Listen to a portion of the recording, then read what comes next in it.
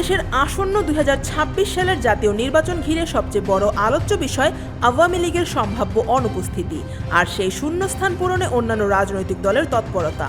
বিশেষ করে নৌকা প্রতীকের ঐতিহ্যগত বিপুল অঙ্কের ভোট ব্যাংক নিজেদের দিকে টানতে মাঠ পর্যায়ে সক্রিয় হয়ে উঠেছে জামায়াতে ইসলামী, বিএনপি এবং নবীন শক্তি এনসিপি।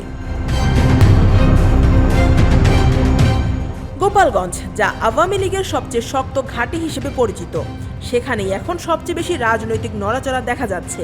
অতীতে 3টি আসনেই নৌকা বিপুল ব্যবধানে জিতেছে এবং প্রতিপক্ষরা প্রায় জামানত হারিয়েছে। সেই গোপালগঞ্জ জেলায় এবার জামায়াত 3টি আসনেই প্রার্থী দাঁড় করিয়েছে। গোপালগঞ্জ 2 আসনে প্রার্থী আজমল হোসেন সর্দার সরাসরি নৌকার সমর্থকদের ভোট টানার চেষ্টা করছেন।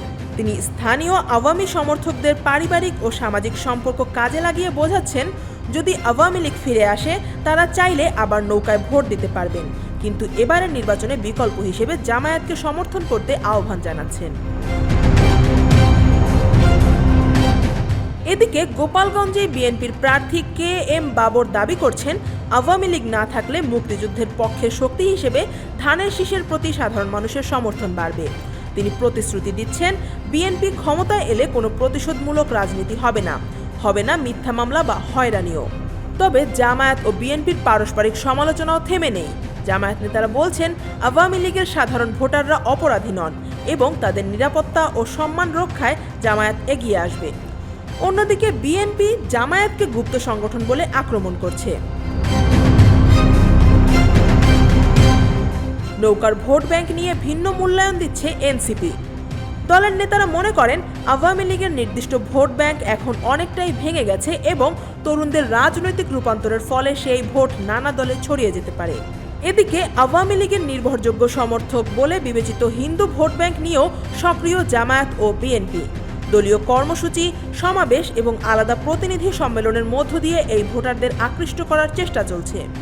সব মিলিয়ে আওয়ামী লীগের সম্ভাব্য অনুপস্থিতি বাংলাদেশের নির্বাচনী রাজনীতিতে যে শূন্যতা তৈরি করেছে তা পূরণে প্রধান রাজনৈতিক দলগুলো এখন চেষ্টা করছে আশ্বাস, প্রতিশ্রুতি আর স্থানীয় কৌশলের সমন্বয়ে নৌকার দীর্ঘদিনের ভোট ব্যাংক নিজেদের দিকে টানার।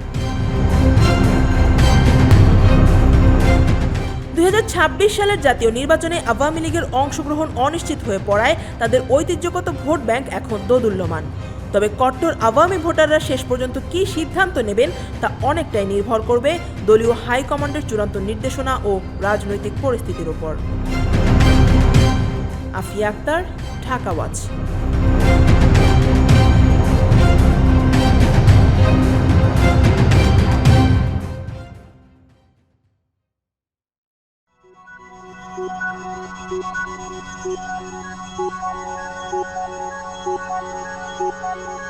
Thank you.